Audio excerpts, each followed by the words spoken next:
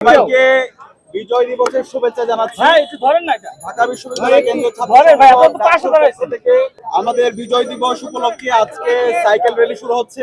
আমরা পুরো ক্যাম্পাস প্রদক্ষিণ করে আবার বিশ চত্বরে এখানে এসে আমাদের সাইকেল র্যালি শেষ হবে।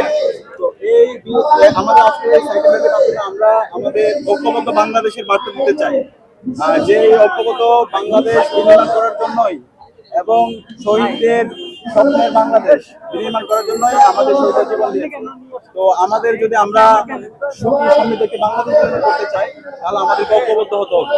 একই সাথে আমাদের যে লড়াই সেটা চালিয়ে যেতে হবে। সেই লড়াইয়ের বার্তা দেওয়ার জন্য আমাদের আজকে সাইকেল র্যালি, যে লড়াইটা আগ্রাসনের বিরুদ্ধে, আধিপত্যবাদের বিরুদ্ধে, যারা বাংলাদেশের স্বাধীনতা সার্বভৌমত্ব এর উপর যারা সবসময় থ্রেট তৈরি করতে চায়, তাদের বিরুদ্ধে আমাদের লড়াই।